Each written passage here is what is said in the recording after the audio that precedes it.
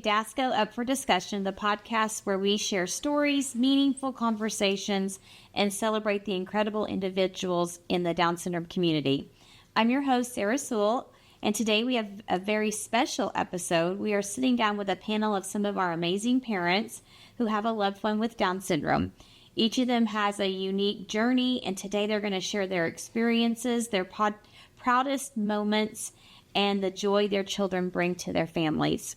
We are so excited to hear their stories today.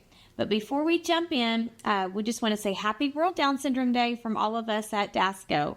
World Down Syndrome Day is celebrated every year on March 21st to raise awareness and celebrate the abilities of individuals with Down syndrome.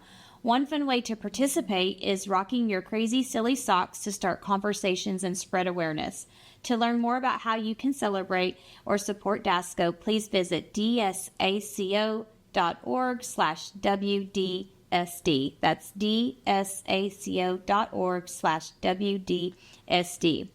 This episode of DSACO Up for Discussion is supported by businesses in our community who believe in inclusion and advocacy. If your business is interested in sponsoring the podcast and supporting the work we do for individuals with Down syndrome and their families, we would love to partner with you. Visit DSACO or contact our office to learn more about sponsorship opportunities. Now let's meet our panels today. So how about we start with you, Lisa? Just tell us a little bit about yourself. And of course, we all know Heather. Okay. You started it. I'm Lisa Hancock, and my daughter is Heather Hancock, and she's 42. And she is a busy bee and keeps us going all the time. It takes three of us to keep her going because she likes to be involved in a lot of things. Mm-hmm. She's a Special Olympic athlete, and she's a self-advocate and likes to go to D.C. and advocate for different bills. She works for the State Department of Education 3 days a week, and she works for DSACO 1 day a week. So she keeps us really busy. Yes, she does. And she broke her arm, so it's kind of curtailed her Special Olympic activities for a little bit, but she's bound and determined when she gets that cast off, she's getting right back at it. But she's using her left hand playing basketball, and so she's adapting. Nothing will stop her. No. Especially from basketball. Yeah, especially basketball. I'm Tiffany Keith, and I have a little boy with Down syndrome. His name is Charlie, and he's 2. The best way I could describe Charlie is pure euphoria. We always joke that he's the happiest one in our household. He is the light that keeps us going. He is kind of like Heather, even though he's only 2. He's very determined. You know, he doesn't let anything stop him or hold him back. He's always on the go until he's ready for bed, and then he crashes. But he is truly the light. I mean, he is the happiest little boy, and if you know Charlie, you are always smiling with him. Truly, he is so much fun. He just turned 2. He did. December 1st, he turned 2. Yeah. And he is, sometimes I joke that he's 15 because he is sometimes just as stubborn and ornery as my 10-year-old that I joke is almost 18. But that's just Charlie, and he just likes to have a good time, really. He's always go with the flow. Well, as they get older, it may not be. Right. Go with the flow. Right. That's right. Well, my name's Robert Powell. I have 3 children. My middle son, Rob, is 15. He's an 8th grader in Deer Creek Public Schools, so be a freshman next year. So that'll be a new adventure for us going in. Yeah. We aspire to have him grow up to be like Heather. Heather's the example. It's been great. You're going to be tired. Which is fine. I'd rather be tired and being that productive. But great kid. He's he doesn't know it, but he runs our family. Yeah. Everything revolves around him. It's been a great experience so far, and we just kind of looking forward to his future. Yeah. And my daughter, Kirsten, is 19. She graduated from high school last year, and she started the transition program there. And Kirsten's I'm tired, Lisa. Yeah, she's really busy. Yeah. Because she's involved. Besides this job. Yeah, she's involved in, well, she was in 4-H, but she's in FFA, and she has lambs that she takes care of every morning and shows them.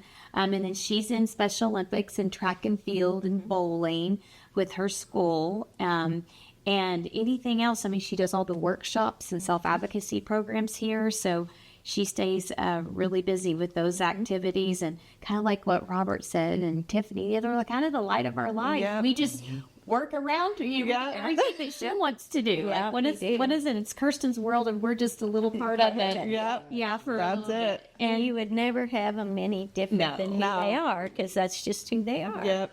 And very determined. She rides a bicycle almost every day. Kirsten likes to be busy and do a lot of outdoor activities. So we're fortunate that she does enjoy that. But again, she has an opinion about a lot of things. But I'm just a couple of questions we're going to kind of talk about is what are some of the misconceptions that you guys have seen or heard about people with Down syndrome, becoming a parent, and how did you kind of deal with those things? Well, for me, I mean, luckily I didn't experience a lot of the bad things that a lot of parents did when their child was born, especially in my era, because they were always getting really negative. But I always got kind of positive stuff. I don't know why I didn't get all those, like the diagnosis. My doctor was sensitive and about it, and was kind of encouraging that we're going to fix this, everything, we'll get, because she had duodenal atresia at birth, and so she had to have surgery right off the bat. She was 6 weeks early, and they kind of they didn't want to tell me they thought she had Down syndrome. You could tell they were kind of like hesitant. They didn't want to hurt me, or I don't know. Because you're a nurse, Lisa. Did you kind of see the markers when she was born? No, because I had not been around.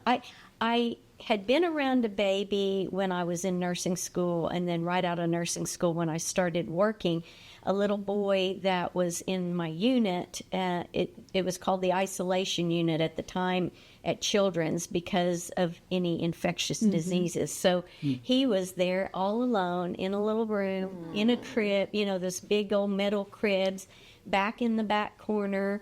And I remember, and this was before I was married, and I remember, this is sad. He's all by himself, and I went and sat with him and played with him, and, he was the happiest little guy, and then I can remember in the nursery holding a baby that had a cleft palate and cleft lip before I had children. Yeah. And I held that baby and I said, oh, I just love my baby even more if it had this problem. This poor little, Yeah. So I guess that was God setting me up for something coming, But so those are things I remember. And then when Heather came, I was 6 weeks early in early labor, and then the doctors took me down to get an ultrasound and brought me back up, and they never told me the results of the ultrasound because he suspected something because I had too much amniotic fluid, and that's what happens when they have an atresia, a blockage of their intestines. So you just develop more amniotic fluid because babies ingest it and they produce it. So there was no get rid of it. So that's why I went into early labor. Well, they ultrasound, and then I never heard anything, and then I started into, my water broke, and I started into labor. So then he came in to tell us that, we've found this, and we'll deliver her, and then she'll go right to Children's, and then they'll probably have to do so. So he set me up right before I had her, that there was something wrong. Yes. Then after delivery, because I was a nurse in recovery, they came in and said, she's stable now. We're going to take her tomorrow. We'll take her to Children's and have her seen. And So I just, because I was a nurse, I knew something else. But I didn't know all the signs of Down syndrome and all the anomalies that come with it. And, but I just had an intuition. Yeah. And I just said, okay, and now what else is wrong with her? Yeah. And then that's when they said, kind of like their heart sunk, that they were going to have to say some more. Yeah. And they said, well, we didn't want to, since y'all been through so much already, we didn't want to have to tell you this, but we think she might have Down syndrome. And then they told us why they thought that, and that this anomaly is part of some of the signs that they could possibly, but we won't know until she has genetic testing. And so anyway, and then my husband looks at me, he goes, we could fix the atresia, but we can't fix this. I said, no, all we can do is love her and do the best we can. And that was kind of our beginning to our story. Yeah. What about you, Tiffany? So I'm going to echo off of Lisa, because for me, I found out at 13 weeks pregnant with my NIPT testing. And it's kind of funny because I remember calling my doctor and I was like, this is positive. What do I do? How would my labor and delivery look? And I got nothing but amazing things. Like, my OB was like, we're going to send you over to, maternal fetal medicine. You'll be considered high risk. But I mean, even at my 20-week ultrasound, there was no soft markers. For a while, the doctors thought I had a false positive. But kind of like Lisa, that gut, that mom intuition, tells you, no, there's something definitely there. And they asked us if we wanted to do an amniocentesis. And my husband and I sat down and, we said no. And I think the doctors were kind of shocked at that, because that is the one way to 100% give you a true yes or no about Down syndrome. And my husband and I were like, if I'm already high risk, there is no point in going through that. There's nothing to quote unquote fix with Down syndrome. Like, he is just going to be who he is. And it doesn't change our perspective of him. It doesn't change our love for him. And he is who he is. And so, I had him, he ran out of room, and my womb, low tone, he couldn't stretch me out anymore. So they took him just a few days early from 40 weeks. But he came out, no NICU stay, no oxygen, passed his car seat test. We were very, very blessed that we had no heart issues or any big major complications. And that was really all we could ask for, was if there, we prayed a lot of, please just don't let anything be wrong with his heart, and there wasn't. And that was really my husband and I's thought process of, if there's nothing major medical wise, we can handle everything else that is thrown our way. As a couple, as parents, with our amazing support system, we can do anything with Charlie. And that's really how it's been. Our village is truly nothing short of perfect, really. That's awesome. All of our friends, when we were telling people, I was very nervous, because I was like, I don't want them to look at him differently, to love him differently, or, judge him or whatever. And I remember one of my husband's friends saying, I'm not going to tell you I'm sorry, because I'm not. That little boy will change your life, and he will be the best thing that ever happened to you. And I sat there, and at first I kind of was like, ouch, I almost took it as an insult, because I was like, what do you mean you're not sorry? This is really hard. And now I look back and I'm like, I knew exactly what he meant, because when my son's teacher told me of her NIPT results, I told her the same thing. I said, I'm not going to tell you I'm sorry, because that little girl is going to bring you so much joy and happiness. And even though it doesn't feel like that right now, wait till she's here. Wait till you hold her, and the joy and the love that you feel is out of the universe. Yeah. And so we really didn't have anyone say anything negative, and they don't treat him differently. My kids' school love him. They can't wait to get their hands on him. All of our friends and family love him as if they were his own. And on a rough day, you just look at Charlie and he smiles, and everything else in the world doesn't seem bad anymore. Yeah. It's simple. Yeah, it really is. They make us find the simple. Yeah, things for they sure. really do. They really do. What about you, Robert? Well, I mean, I wish I could. I can't offer a different perspective. I mean, our experience was just as, equally as good. Yeah. So, That's good. I would say probably our biggest challenge was more of us, just kind of like not knowing, especially in Yes. those first year or two. In our head, we put limitations because of what Right. we thought Down Right. syndrome Yeah. was. Yeah. Yeah. And here, very fortunate like you. It's like our community was great. My family rallied around Yeah. us.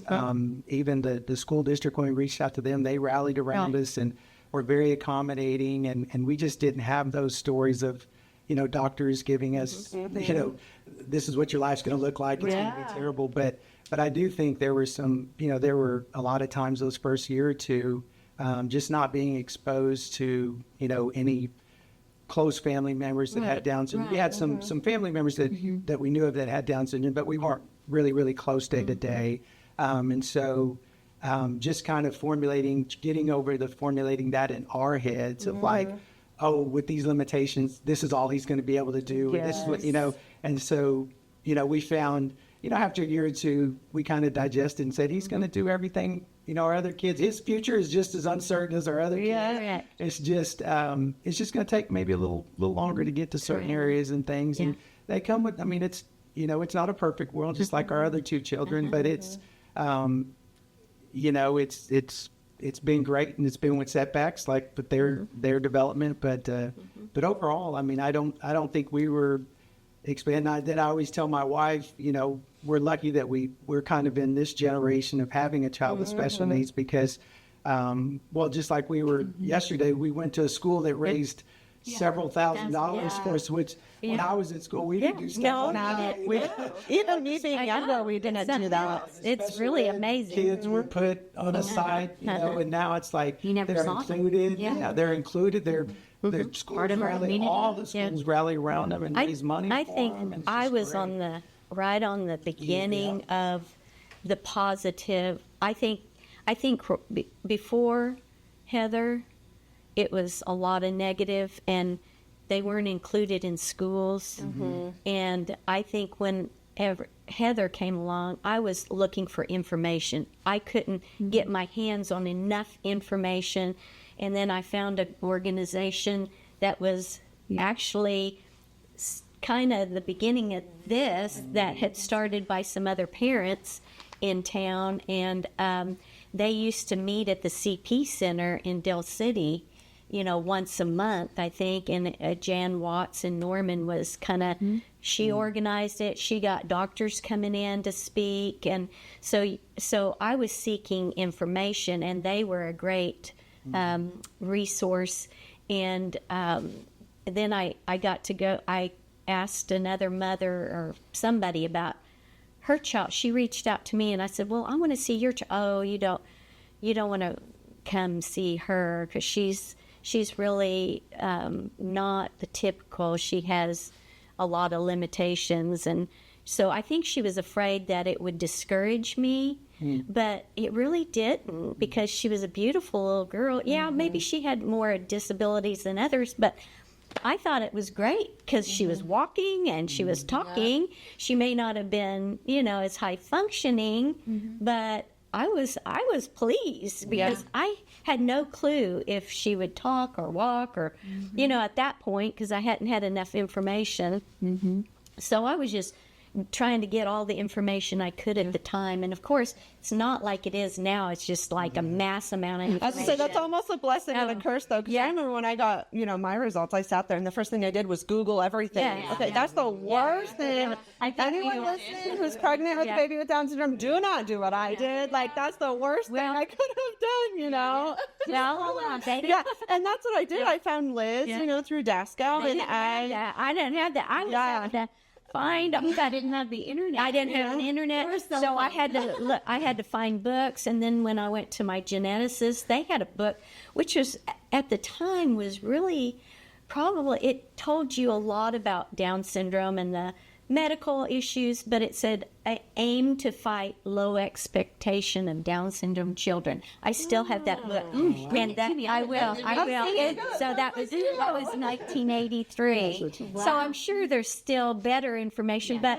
to me, that was a positive book in that. So see, mine experiences were more positive, where I have friends that had terrible experiences and negative, and We still hear some. and said they should put them in an institution and all this kind of stuff. But I never had that, so I guess I was right on that cusp of everything changing and the education system, and I found good education because they had programs started, like in Midwest City they had a program. Of course, it was all center-based. It was just, you had all the children at one school, but they did integrate some typical kids eventually.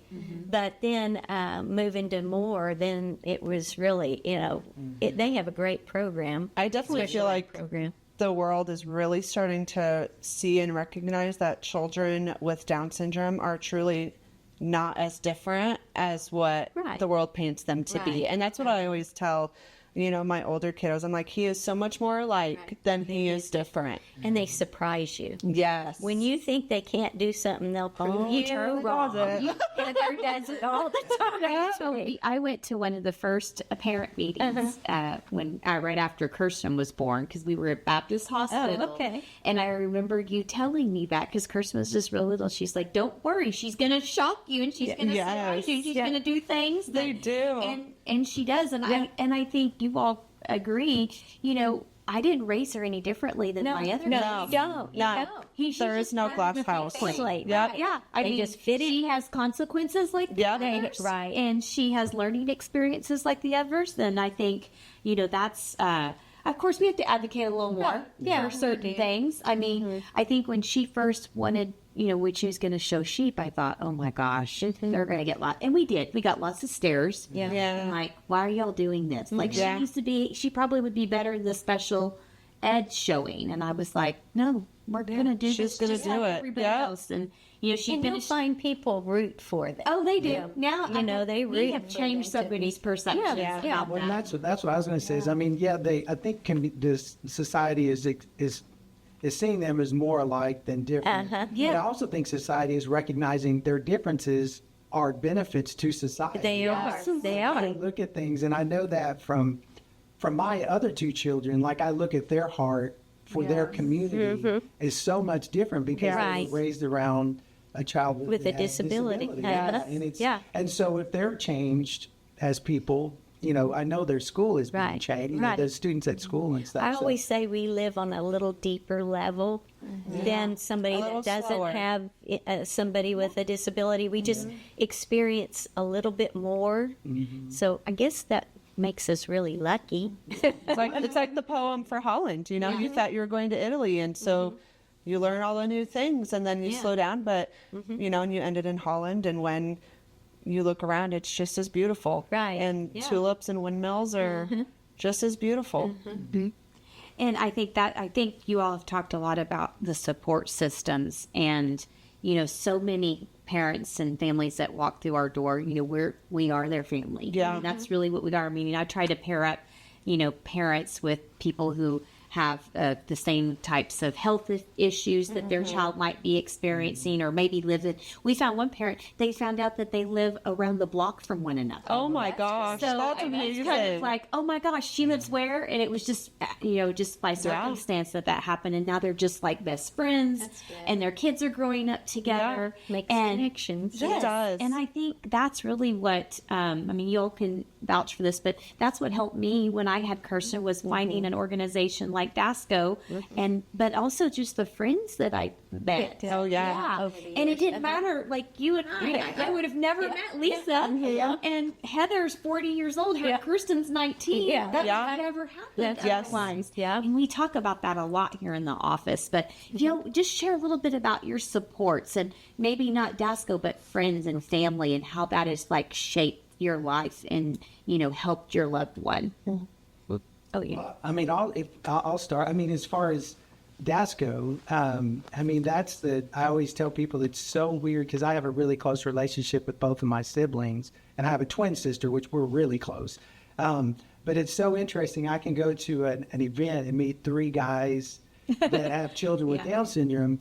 And when we're talking about that, it's something my sister and my brother can never relate at the same level. Right. Yeah. They do. And you have a comfort or it's a support that you didn't know you needed, and you're like, well, I talk about this all the time to my sister and brother, but it's not the same. When you talk to somebody that has it, it's like, at least, I mean, I know we've known each other for a while, but like even talking with you about Heather and being in that community, seeing different level, because everyone, you realize that they're just like the traditional population. You're going to have some that excel academically, you're going to have some that excel more physically. Right. And so just being around that really helps you, understand that my son, he's going to be what he's going to be. Right. It gives you a perspective. It really does. And then as far as family goes, like that's, that we've been blessed. I mean, that we have such a wonderful support. I mean, my mom, is just over the top. That's where parents are. You don't have to worry about trying to educate her on anything.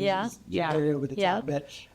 But we've had a great support system. But DSACO has been great because it's something that you can't get from your family, no matter how much they love you and support you and whatever. Speaking to somebody that's in your world, is like Lisa's on it, deeper understanding. It's deeper understanding. They kind of take a huge deep dive into. They just get it. Like you walk through the door and parents immediately start crying because it's like, oh my gosh, I found my place. They feel seen. It's like you understand this, and it doesn't matter whether your child has had open heart surgery or not. We've all walked those lives, and that's a whole nother issue that's terrifying.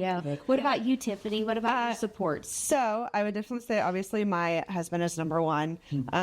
But we were truly very blessed, like I mentioned earlier, that all of our friends and family, when I was terrified to tell the world, and was hoping that Charlie wouldn't be seen as different and he would just be loved. And that's really the thing, is that all of them love him exactly for who he is and how happy he is all the time and things like that. And it's like, I know any of our support system would take Charlie in a heartbeat. I mean, shoot, sometimes they text me and they're like, we don't care about you. How's Charlie? And I'm like, nice to see you too. Nice. Thanks for thinking of me. And so, yes. And that's the thing. But I couldn't ask for anything short of perfect because they rally with us. I mean, when Charlie was very first hospitalized with RSV, I mean, we had everyone texting us, calling us, asking for a meal train. And what's nice is that we're new to DSACO. I mean, Charlie's only 2. So this is, we're just on the surface of Down syndrome. We haven't deep dove like you guys. And so, but what's nice is that it's even people who I only met 2 years ago, some of them have become truly my closest friends. And it is nice to feel seen or to text them and be like, did so-and-so do this? Like, this is where Charlie's at. And they really helped me walk through that side of Down syndrome in the life because, like you said, people who don't have a special needs child don't always get it. And that's what's really hard sometimes, even though my support system who doesn't have special needs children are amazing and they would do anything for us, no matter the time of day. It's nice to have the people who do have a kid with special needs, who have walked what you're walking through and who can tell you by experience, or they sit there and say, hey, my son is 2 and he's not walking yet. How did Charlie start walking? And maybe ping-ponging ideas off of my Charlie's physical therapist to pass along and help out another little kiddo. And so that's what's really nice is that in your community. Yes, is that you feel seen, even though we're brand new and Charlie's only 2, you feel seen, you feel heard, you know that you are not in this walk by yourself. Right. And that was one thing I really told my husband was that, like, Charlie's been with the same feeding therapist since he was 6 weeks old. And those therapists have watched me bawl my eyes out at some of our really low points, but they've also gone over the top to celebrate, whether it's the teeniest, the tiniest of milestones to the biggest things like walking or, whatever. And so that's really nice because you really start to find a community that becomes family. Outside of the friends and family that you chose, you find a whole new family. You do. And a set of friends through your child. I mean, there's a mom in Texas who's one of my best friends that we only connected because her son has Down syndrome, Yeah. and he's only a few months older than Charlie. And so there's people that I would have never have met Right. without Charlie. You meet people you would have never met. Yes, you know, and even though your daughter is so much older or your son is so much older than Charlie, it's like, you know, I now know I could walk in the door here any day or text you or, you know, call you or whatever, and you're going to automatically know what I'm talking about. And that's really nice. And I don't have to explain Charlie's diagnosis, and you guys don't see him. You don't see his diagnosis of Down syndrome first. You just see Charlie. Absolutely. And that's really, I mean, I told Amazing. a mom once, because she was really upset, and I said, there's going to come a day where you're not going to wake up and think, oh my gosh, my child has Down syndrome. yeah. Yes. You're just going to wake up and say, person needs to get dressed and ready. Yeah. And that's where you get, you know, when You wouldn't think of them any other way. No. You wouldn't want to change who they are. 'Cause No, you that's- don't. you just don't see it anymore. I mean, we know it's there. Yeah. Because we know that's what our kids have. Yeah. But it's just not anything Yeah. that we dwell upon. Yeah. Which is so nice. I have a special question to ask you because you're the only dad in our group today.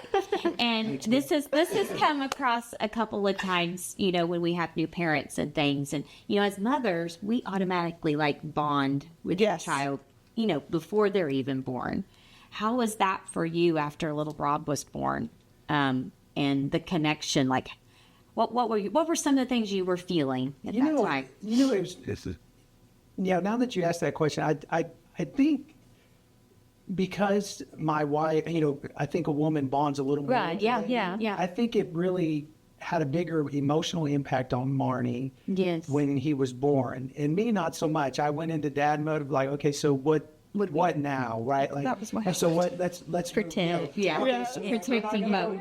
you said there's nothing to do to cure it. Yeah. You know, it's Yeah. like nothing needs to be cured, but Right. we have Down syndrome. Yeah. So it's like, Yeah. okay, we're not going backwards, let's go forward. Yeah, right. And so I think those first 6 to 9 months, I did really well with it. I mean, like I tried to be extremely supportive with Marnie, not to speak for her, but I think emotionally, it was tough. Like we went to the mall a couple of times and seeing other kids and being like, you know, my son's not going to be like that kid, you know, and we didn't know a lot about it. And so I do think not having that female connection with the baby helped me those first 6 or 9 months. And then I do think, though, after that time, I do think that, you know, to be honest with you, 6 months to about a year and a half, I struggled. Like that's where it came real to me. And I was like, wow, this is going to be, this is going to be a tough life. You Right. know? I mean, just, again, ignorant to understanding what his capabilities were going to be. And so I don't know if that answered your question, but I do think Marty, you know, my wife had a tougher time those first 6 months because it was her. But she had moved on. But after 6 months, she's like, "This is what we got." And then she was there for me because I was how it was for us too. I think for us. Bill and I, it was, you know, you're a team. Yeah, right. And if Exactly. you have a good marriage, Yep. you know, when you have a bad day, Yes. they're okay. And when they have a bad day, you're okay. That's kind of what I experienced. It was just, I didn't realize that's just a natural thing. I don't know why, but it was always when Bill was having a hard time, I was okay and helping him. And when I was having a hard time, he was okay helping me. It wasn't like we were both having a hard time at the same time. So I don't know what that is, but that's what I experienced. That might be why. Maybe when it's she a good came to balance. really Yeah. grasp where we were at, then I was like, okay, now I can kind of Maybe you digest this a little let bit. your guard down and say, okay, this is going to I'm be. struggling a little And bit. I think I think a lot of it's due if your relationship with your spouse. Yes. And we If you have a good relationship with your spouse, you can get through anything. Yeah. And That's true, that's really My husband was a lot like you. It was just, you know, we're moving forward. We're not going back. We're moving forward. And so, I think as moms, our brain is always anticipating of what's next? Where's the setback? You know, when's the next setback? What'll it be? And like my husband was very much like you, and he's like, we'll cross that bridge when we get there. And it's nothing that we can't handle together when it appears. And so I think that is very normal for dads to be like that, because that's exactly a lot of how my husband was. Whereas I was kind of like your wife. I grieved for the first year, I would almost say, because his first year was filled with 2 surgeries in a hospital stay with RSV, and I just thought, oh my gosh, I can't do this, you know. And my husband was really the one, like you said too, you know, who when I was doing bad, he was holding it all together, and vice versa. And I learned that in his first year, because I was like, he didn't walk on time, he didn't hit the normal milestones of a normal kid. And I learned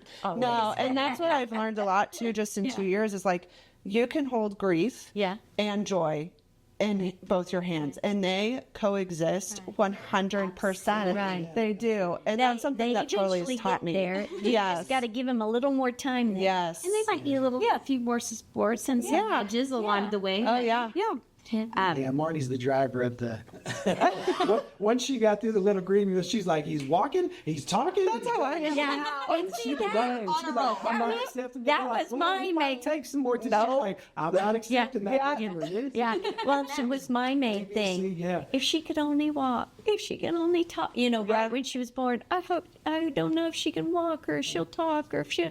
Yeah. And then I'm like, and then she blew that out of the water. And why did I worry about that? And that's where I'm at now with Charlie being 2. You know, my first year was filled with grieving and learning, and now I'm like, give him 2 weeks and he's gonna do it, and he's gonna meet your expectation and then some. And that's really and they do. They always surprise you. Yes. When you think they're not going to be able to get this, they blow it out of the water, and they're even farther along than you ever expected them to be. Yeah. I had somebody the other day who does not have an individual with Down syndrome that said, you know, she's a teacher. She goes, Down syndrome individuals are the smartest kids I know.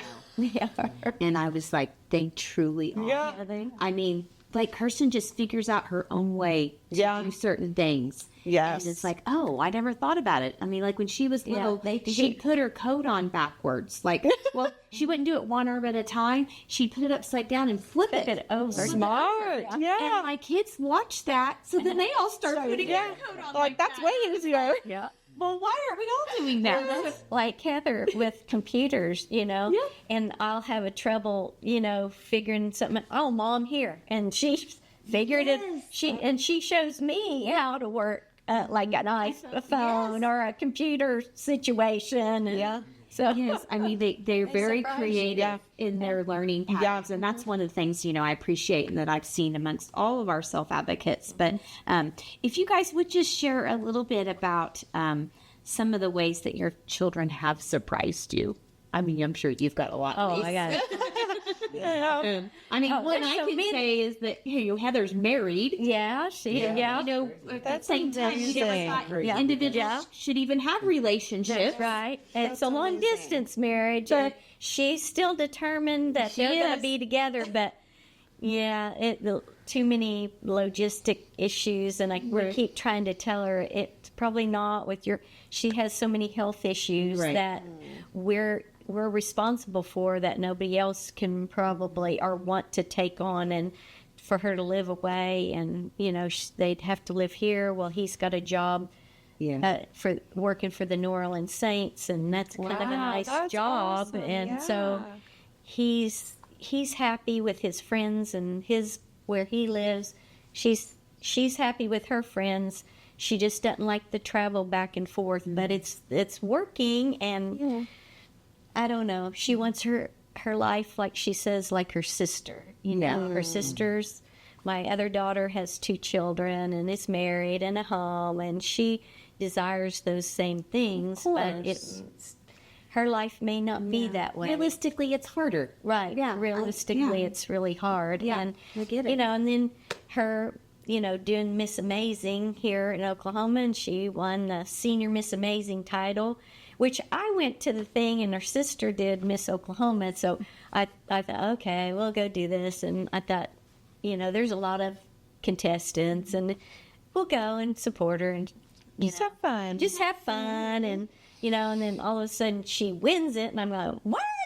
you know, yeah, amazing. And her sister says, she got farther than I did. I said, well, you know, that's her. She was determined. She was very determined. Very determined. And then we go to the National Miss Amazing. I'm thinking, yeah, it'll be fun. She'll enjoy it, but no big deal.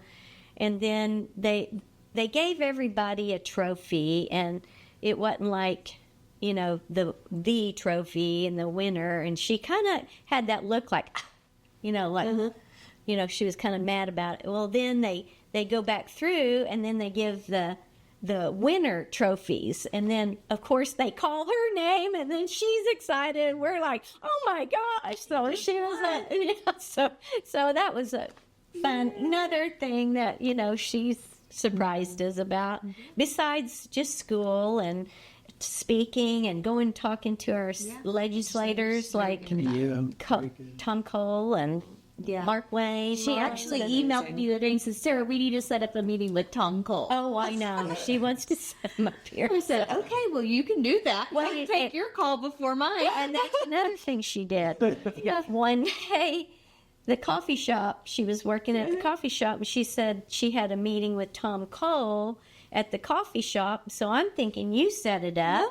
Or Tim set it up in the coffee shop, and I get there, and, you know, we're all sitting there, and I'm thinking, y'all did this, and so I'm asking questions, and come to find out, Heather set the whole thing up, called Tom Cole, and wanted to meet, and he came, determined. and he sat and visited about issues she was concerned about, and that DSACO was concerned about, and the Not Your Average Joe was concerned about. So we had a nice She's little going to meeting. use her voice. She did a good voice. Good for her.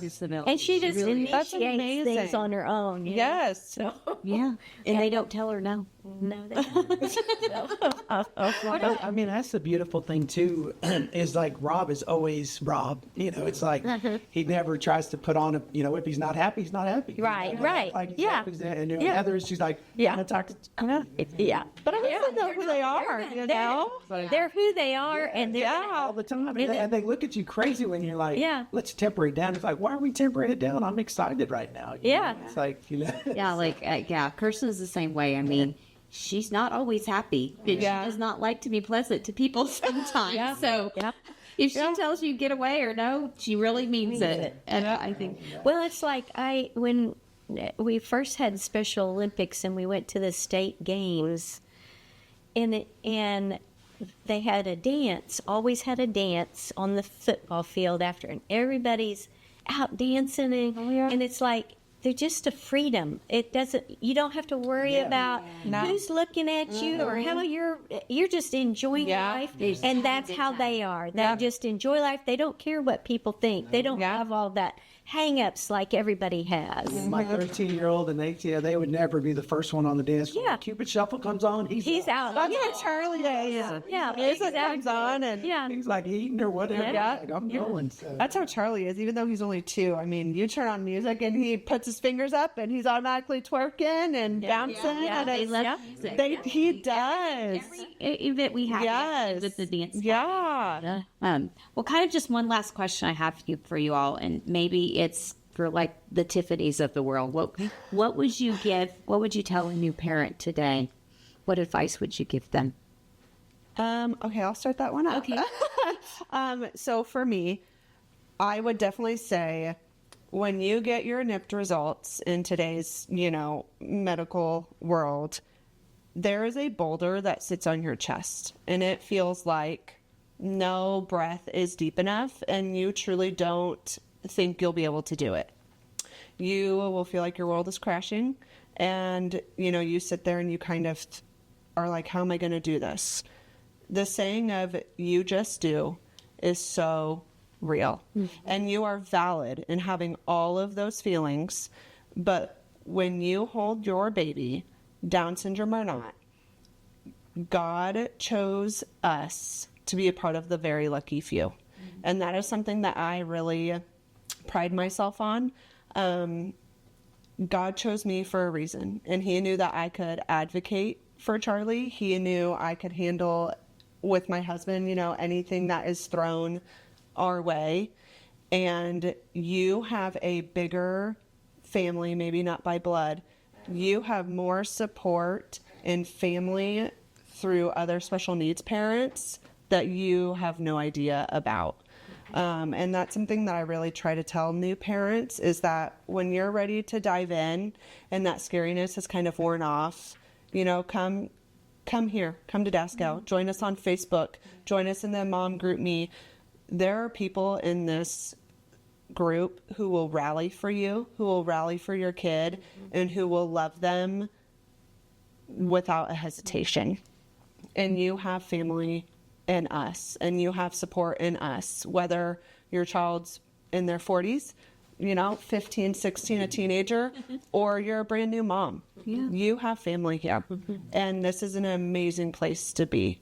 And a big resource for information. Yes. And connections and, you know, advice and stuff. I know when I've ever gone to visit a new parent, I think of where I started and where I am today, and I'm like, oh man, you just don't even know. No. I said, you know, you look and you may be unhappy, or you're down about it and depressed about it and everything, but you don't know the joy you're going to get to have as the journey begins, because the journey is a great journey. It is. And there's ups and downs, but that's life. Yeah. I mean, we just have, that's life with any child. Yeah. It's just, you know, they just have extra needs that you're going to have to figure out, navigate, and you're going to have to find those resources, which this place is a mountain of resources and support and help and connections and just things you need as you grow and life work. Yes, and it sounds overwhelming. It does. And luckily, there was something there when I began the journey. That mom in Norman, Jan Watts, in the community of moms that were just trying to, you know, help each other and find information and did all they could to help. She helped a lot of families. And then from that, you know, it just continued to grow until what we are today. You know, it evolved, and it amazes me just from the beginning of where we started, and we were all volunteers and we were all looking and gathering information, to what it is today, and all the professionals that have joined this group, that have brought their talents. Yes. And how big this has grown. And I mean, it makes me choke.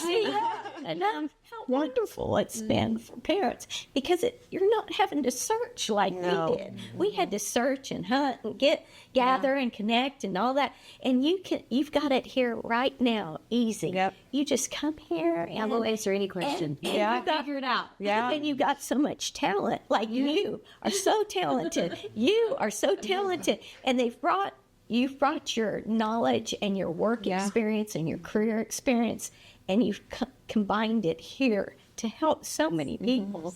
Sorry. Well, I mean, it's amazing. That's what I was going to say, because you didn't want to give yourself credit as you were telling the story. That, I mean, you're one of the founding people. Yeah, you paved the way for this being Me the way that it and is. several other mothers. It took a lot along the way, but it doesn't get here without starting there. Yeah. So, you know, I think most of the families now are very appreciative of that. And a lot of them do lose that connection of, like, you know, people, I remember talking about the first, you know, festival, I guess, Buddy Walk back then. Where they were walking in the rain with 40 or 50 people just trying to... And now down it's thousands. It was at a little park by the house, and we'd invite the fire department would come and somebody with horses and we'd just do but it was all volunteers, just people that had that, you know, connection because they had a child with Down syndrome, or people in families. You know, we had family members that were interested and friends that would come. But it's like I said, I look back then and then I look today how it's just, I mean, it's more professional and brought the professional people in who know where we can gather resources. And it's just, it amazes me because we did it all ourselves for so long. Even 20 years ago, it wasn't like that. No. I mean, to your question of, like, what advice we would give to younger people, it's like, don't do it alone. Right. Do it together. But But you have to be intentional on that. Yes. You can't just Right. hope that things are going to, you're like, I'm just going to focus on my child and make sure he has all the research. It's like, you've got to do it together. You've got to you partner do. with the community, just like your typical kid, partnering with, your school district or your activities or whatever. Right. This just adds another level that you need to probably, Correct. Yeah. probably introduce. So. And it's nice because when you feel so overwhelmed and like, that your normal friends with normal children don't understand, there's understanding here. There's understanding in DSACO, and they don't see the Down syndrome when your child walks in the door. They just see your child. And that's something really special for me because that's something I really worried about with Charlie was they're going to look at him and first thing they're going to see is Down syndrome. And that's not it here.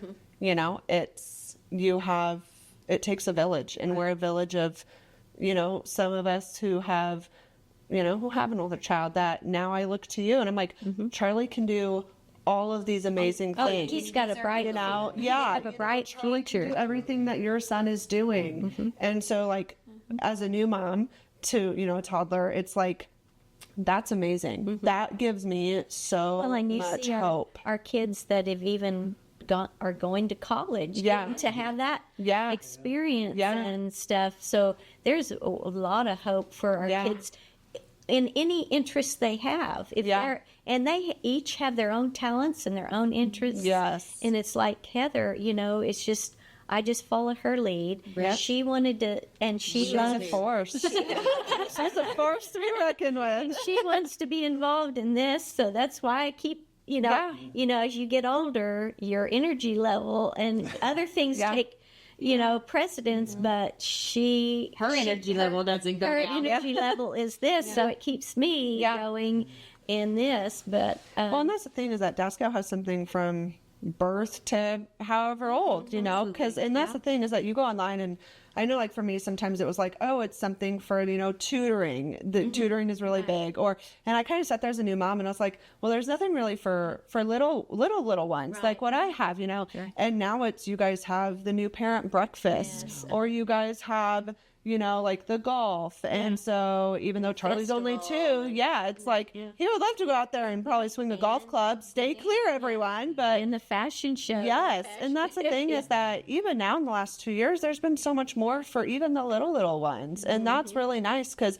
we did the walk the very first year we had Charlie and, we did it last year. We'll do it this year. Yeah. And that's nice because it's like you see people there who you connect have with other newborns families. or have 5-year-olds or have teenagers or full-blown adults. It's like the self-advocacy. That was Heather's wanted to do that many, many years ago. Yeah. And it's evolved and y'all have brought it to life and it's fourth just year. and that was her. And now we started the employment contract, so we're finding everybody a job. And Right. We've already got 3 placements for jobs. And we just really started this really in October. Yeah. So, well, I find our community is really evolved and more accepting and welcoming, and it's not like a big deal. No, it's not. The students really at Deer Creek just cheers on. Yeah. I mean, and I've noticed just out and about in the community, I don't see the stares that I'd set No, saw 20 because years that's ago. just part of it. It's like this generation is like, oh yeah. Well, it's because they went to Okay, school go along with me. Yeah. I mean, I don't care. Let's just do. You want to play basketball? Play basketball with They're you. used to it because they grew up with. I mean, their kids, they all grew up Definitely a with them different in mindset. school. Yeah. And Definitely. because they got to start going to school many years ago, Inclusion. it's evolved to like, it's no big deal. Everybody, they're just another part of our society and citizen. Yep. Yeah, I mean, that's really the inclusion. It has done a lot. It really has. And it's really kind of brought everybody together, It has. including our families. But Yeah. Brings joy. I think Addie's wanting us to wrap it up. Okay. But I mean, we could sit here and talk all day. Right. It's easy. Just about kids. I mean, sure. Yeah. And maybe we'll have to do a second panel or something to take a deeper dive into some stuff. But before we wrap up, I just want to thank that any business partners who would like to support us. Look us up on our website and visit DSACO.org to learn how to get more involved. Also, this is Happy World Down Syndrome Day. Yes, it is. We're going to be celebrating all day today. Your funky So socks. everybody out there, be sure to wear your fun, silly, crazy socks to celebrate individuals within our community, because that's what it's all about today: awareness, inclusion, which we've just talked about, and celebrating our loved ones' abilities. So thank you to our incredible panel. Thank you all for doing this. Thank you for having and us. sharing your stories and experiences Yes. today. And thank you to our listeners out there. Hopefully you've gained some insight of what it's like to be a parent and what we all go through on a daily basis. So if you've enjoyed this episode, be sure to subscribe, leave a review, and share it with someone who you think might need to hear these stories. Together we can continue advocating, empowering, and educating our communities. So we'll see you next time on DSACO Up for Discussion. Remember, our episodes drop on the 3rd and the 21st of every month at 3:21 p.m. So until then, we'll see you next time. Thanks. Bye. Bye.